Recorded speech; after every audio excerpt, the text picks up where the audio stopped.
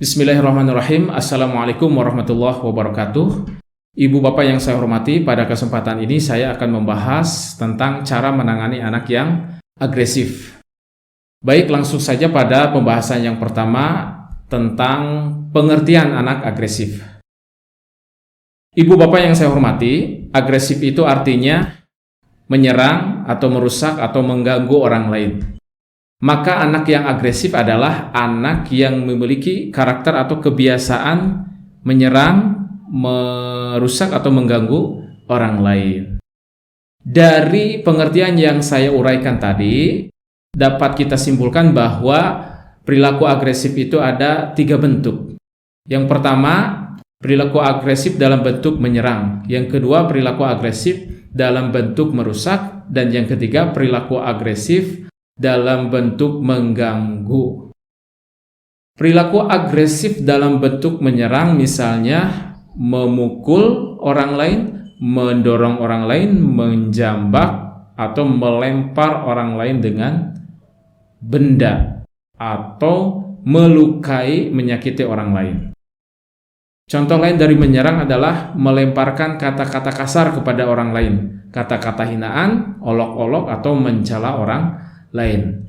Demikian beberapa contoh dari perilaku agresif dalam bentuk menyerang.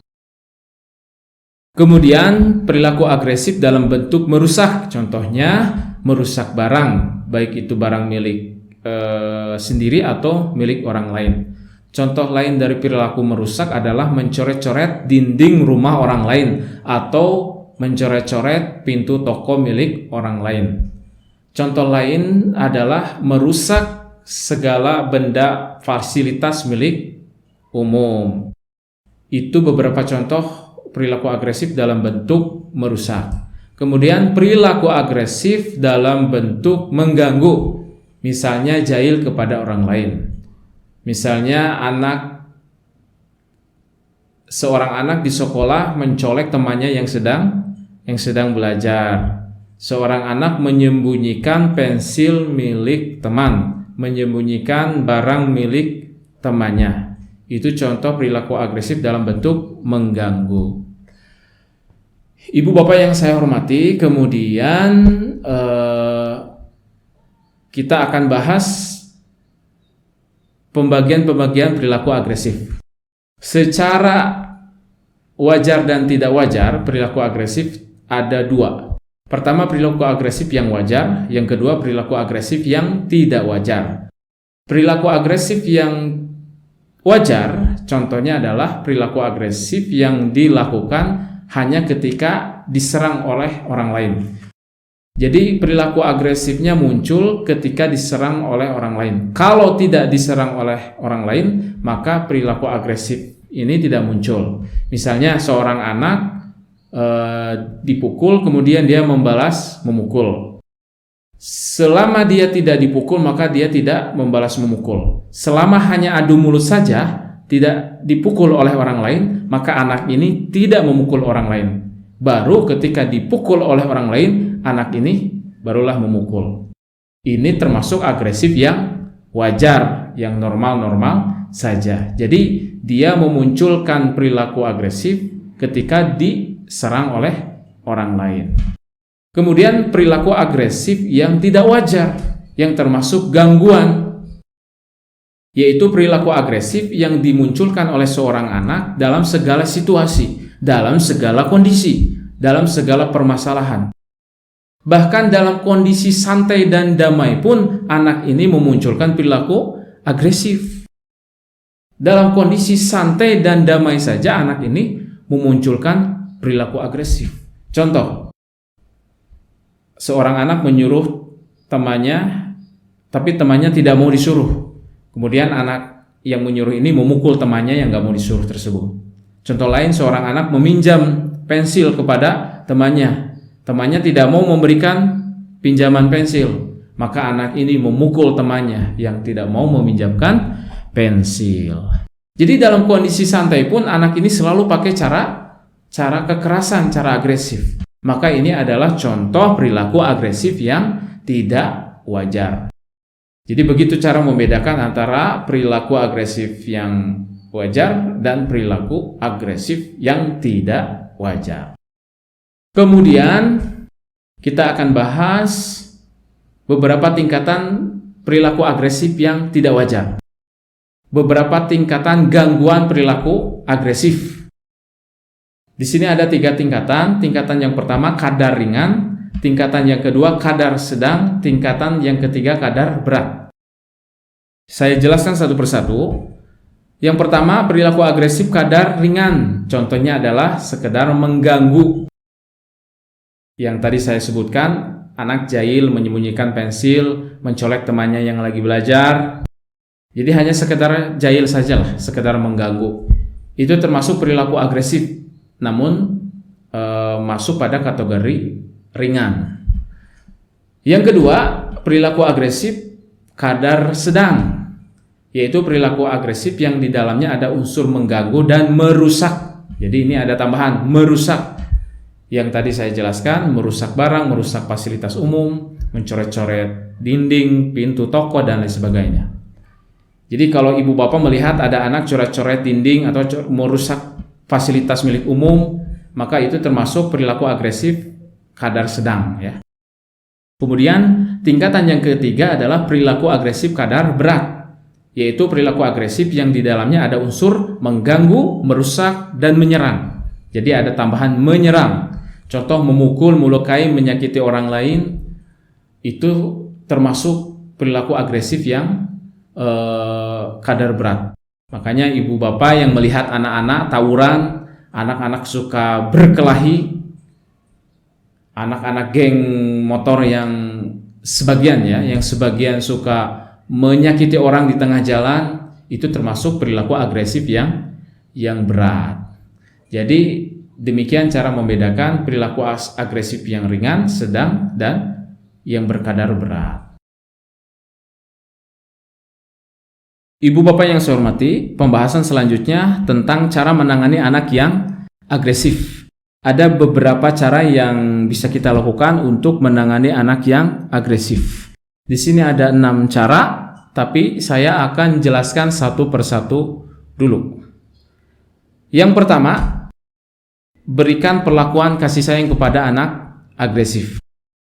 Ibu bapak yang saya hormati, anak yang agresif itu harus diperlakukan penuh kasih sayang. Jangan diperlakukan kasar.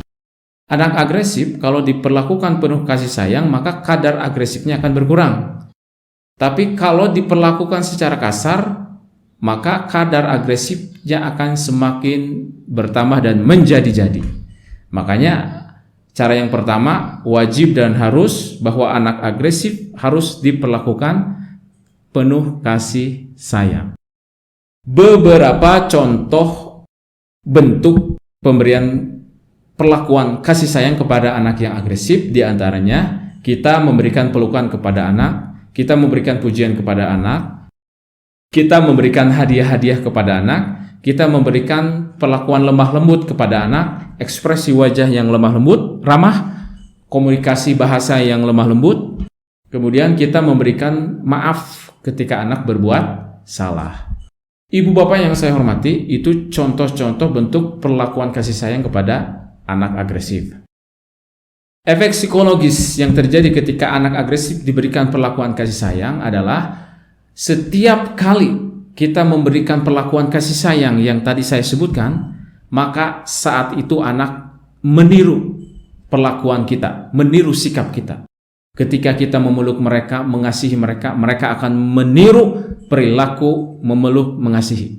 Ketika kita memberikan hadiah-hadiah, berbagi, memberikan ekspresi lembut, bahasa yang lemah lembut, memaafkan, maka mereka akan meniru perilaku berbagi, meniru perilaku bahasa yang lembut, meniru perilaku memaafkan. Anak-anak agresif pada akhirnya pada suatu waktu mereka akan tumbuh menjadi seorang yang penuh kasih sayang. Kenapa? Karena sifat empatinya sudah terkumpul maksimal, akhirnya terbentuklah karakter empati. Jika karakter empati sudah tumbuh di dalam diri anak agresif, maka kadar agresifnya semakin berkurang terus, bahkan semakin habislah. Dan cara yang kedua, mengajak anak untuk bersikap empati kepada orang lain. Maksudnya guru mengajak anak untuk terbiasa bersikap empati kepada orang lain. Kalau cara yang pertama, orang dewasa yang memberikan empati kepada anak. Kalau cara yang kedua, si anak yang membiasakan diri bersikap empati kepada orang lain. Dalam hal ini, gurunya yang mengajak anak untuk bersikap empati. Beberapa contoh untuk mengajak anak bersikap empati. Misalnya, guru mengajak anak untuk berbagi kepada temannya. Guru mengajak anak untuk menolong temannya yang jatuh, dan lain sebagainya. Pokoknya segala sikap-sikap empati, sikap-sikap peduli kepada orang lain, kita ajak anak untuk membiasakan itu. Jika anak terbiasa untuk berbagi kepada orang lain, maka di dalam diri anak akan tumbuh sifat peduli. Maka dia akan tumbuh menjadi orang yang suka berbagi. Jika anak terbiasa menolong orang lain, maka akan tumbuh secara perlahan perilaku menolong, karakter menolong. Pada akhirnya anak akan tumbuh menjadi orang dewasa yang berempati. Kalau sifat empati sudah terbiasa menjadi karakter di dalam diri anak, maka kadar-kadar agresifnya akan berkurang. Makanya anak agresif harus kita biasakan, kita arahkan untuk berperilaku empati. Makanya ibu bapak, terutama yang di sekolah nih, ibu bapak guru, untuk menangani anak agresif bisa kita lakukan pada momen-momen yang tadi. Jadi kalau ada anak yang jatuh nih, anak jatuh, menangis, kita jadikan momen tersebut untuk menerapi anak agresif. Kita ambil anak yang agresif, kita ajak ke tempat anak yang sedang jatuh. Kemudian kita suruh anak yang agresif ini menolong anak yang jatuh tersebut. Ayo kita tolong dek, itu ada anak yang jatuh, itu ada anak yang menangis. Adek, ayo kita tolong, itu ada anak yang tidak punya permen, tidak punya makanan, yuk kita kasih. Nah, itu mengajak anak berperilaku empati. Terbiasa karena biasa, kemudian menjadi karakter dan sikap agresifnya akan berkurang. Itu cara yang kedua. Kemudian cara yang ketiga, jangan memperlakukan anak agresif dengan cara kasar. Ibu bapak yang saya hormati, anak agresif itu jangan diperlakukan secara kasar. Sebab jika diperlakukan secara kasar, justru kadar agresif di dalam dirinya akan semakin bertambah besar, semakin menjadi-jadi. Ya. Mungkin ada yang sedikit kontra, sebagian orang dewasa, kami memperlakukan anak agresif, anak yang nakal dengan cara galak, tapi kok berhasil nurut. Ya, gimana pendapatnya? Gimana pendapat saya? Memang sih ada betulnya anak yang agresif diperlakukan secara galak oleh guru yang galak, ada benarnya mereka taat, mereka nurut. Tapi jangan lupa, hampir semua anak agresif yang diperlakukan kasar, hampir semua mereka taat hanya saat itu saja, hanya saat sekolah, selama berjumpa dengan guru yang galak tersebut. Tapi di balik itu ada pertumbuhan kadar agresif yang semakin bertambah, yang semakin menjadi-jadi. Akhirnya mereka tumbuh remaja, tumbuh dewasa menjadi anak yang super agresif, suka berkelahi, suka tawuran, bergabung dengan kelompok gangster, ya. Kenapa? Karena sejak kecil sudah muncul tanda-tanda agresif di usia TK, di usia SD, justru malah diperlakukan secara kasar. Iya taat, tapi di dalam diri berkembang terus perilaku agresifnya. Kenapa? Karena diperlihatkan perilaku kasar dari gurunya, seakan-akan melegalkan bahwa perilaku agresif, perilaku kasar itu dibolehkan, karena gurunya juga mencontohkan. Itu kan? Makanya banyak yang tumbuh di usia SMP, SMA justru semakin bertambah kasar. Padahal usia SD dia nurut pada gurunya yang galak.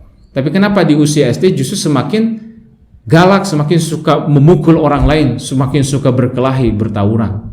Itu karena memang salah penanganan sejak awal dulu. Makanya saya tetap menyarankan bahwa anak yang agresif itu tidak boleh diperlakukan secara kasar, harus secara lemah lembut, penuh kasih sayang dan empati. Itu cara yang ketiga.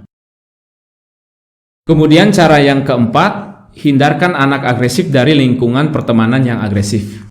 Ibu bapak yang saya hormati, anak yang agresif jangan disatukan, jangan dibaurkan dengan lingkungan pertemanan yang agresif, yang suka menyerang teman-temannya, yang suka merusak atau mengganggu atau bikin onar. Meskipun memang pada kenyataannya sulit, memang susah menghindarkan anak kita dari lingkungan pertemanan yang negatif, yang agresif. Karena memang selalu ada di sekitar rumah ataupun di sekitar sekolah, selalu ada figur-figur pertemanan yang suka berkelahi, yang suka merusak, mengganggu, ya. Ya, pada kenyataannya memang susah menghindarkan anak dari lingkungan tersebut. Namun jangan sampai kita berputus asa, selalu ada solusi. Caranya gimana? Kalau mentok dalam hal lingkungan, susah nih menghindarkan anak dari lingkungan yang agresif. Caranya adalah sering-sering memberikan pengertian kepada anak, cara membedakan perkara baik dan perkara buruk. Misalnya, itu teman-teman ada yang suka berkelahi, suka memukuli orang lain, itu adalah contoh perilaku yang salah. Menurut agama itu salah, menurut negara itu salah, menurut tradisi itu pun salah. Kenapa? Karena itu berbahaya, itu akan menyakiti orang lain. Yang benar itu adalah teman-teman ada yang suka memaafkan, yang suka berbagi, yang suka menyayangi, yang suka menolong, itu adalah teman-teman yang benar. Ada harus meniru perilaku-perilaku dari teman-teman ada yang benar itu, yang salah jangan diikuti. Kemudian ada itu teman-teman ada yang suka mencuri buah dari pohon milik orang lain, itu nggak boleh ditiru ya, itu mencuri, nggak boleh. Teman-teman ada yang suka coret-coret dinding, coret-coret pintu toko milik orang lain, nggak boleh ditiru, itu salah menurut negara, menurut agama, menurut tradisi, norma-norma nggak boleh. Ada harus menjadi orang yang seperti teman-teman yang itu, suka mengutin sampah, suka beresin kelas, suka merapihkan sampah dan lain sebagainya. Jadi sering-sering kita berikan pengertian tentang hal yang baik dan buruk kepada anak-anak kita. Itu cara yang keempat, ya, hindarkan anak dari lingkungan yang agresif. Kemudian cara yang kelima, sering-sering memberikan sugesti positif kepada anak yang agresif. Ibu bapak yang saya hormati, sugesti positif itu adalah kalimat-kalimat yang berisi motivasi, semangat atau dorongan. Isinya tentunya adalah kalimat-kalimat yang baik-baik. Misalnya, ketika kita mau memberikan sugesti kepada anak kita, Rasulullah itu adalah orang yang suka mengasihi orang yang lemah, menolong orang yang lemah. Maka harus meniru perilaku yang dilakukan oleh Rasulullah. Harus menjadi orang yang suka mengasihi kepada orang lain, suka menolong kepada orang lain. Mama yakin akan menjadi orang yang suka menolong, insya Allah. Tos dulu dong, tos. Rasulullah itu suka berbagi kepada orang yang tidak mampu, kepada siapapun. Harus meniru kebiasaan Rasulullah berbagi kepada orang lain. Mama yakin akan menjadi anak yang suka berbagi, karena berbagi itu sangat menyenangkan. Tos dulu dong, tos. Jadi contoh memberikan sugesti positif kepada anak yang agresif. Ibu bapak yang saya hormati, sugesti positif jika kita perdengarkan kepada anak secara sering, secara berulang-ulang, maka akan tersimpan dalam alam bawah sadar. Anak kemudian akan terakumulasi menjadi sebuah karakter. Maka pada akhirnya anak kita akan menjadi orang yang berkarakter, mengasihi, menolong orang, berempati kepada orang lain. Begitu cara yang kelima, yaitu memberikan sugesti positif kepada anak secara intens atau sering, ya. Kemudian cara yang keenam, menghindarkan anak agresif dari situasi broken home. Ibu bapak yang saya hormati, anak yang agresif itu kebanyakan, tidak semua ya, kebanyakan muncul dari riwayat broken home keluarga. Jadi orang tuanya sering bertengkar di depan anak, orang tuanya sering konflik, orang tuanya bahkan berpisah, orang tuanya sibuk tidak sempat memperhatikan anak, maka berdampak pada lahirnya broken home. Dari broken home itu berdampak munculnya perilaku agresif. Makanya anak-anak broken home suka berkelahi, suka gabung dengan komunitas gangster yang senang bertawuran. Ibu bapak yang saya hormati, jika anak kita sudah muncul tanda-tanda agresif di dalam dirinya, atau bahkan anak kita sudah tersimpulkan bahwa anak ini memiliki karakter agresif, maka harus segera dihindarkan dari segala situasi broken home. Hindarkan anak dari pertengkaran orang tua, hindarkan anak dari acuh tak acuhnya orang tua. Jadi anak yang agresif jangan sampai diacuhkan oleh kedua orang tuanya, justru harus sering diperhatikan. Pokoknya anak agresif harus dihindarkan dari segala situasi broken home di dalam keluarga. Demikian cara yang keenam. Ibu bapak yang saya hormati, demikian pembahasan tentang cara menangani anak yang agresif. Jadi ada 6 cara untuk menangani anak yang agresif. Silakan ibu bapak diterapkan di rumah ataupun di sekolah. Semoga bermanfaat. Atas perhatiannya saya ucapkan terima kasih. Wassalamualaikum warahmatullahi wabarakatuh.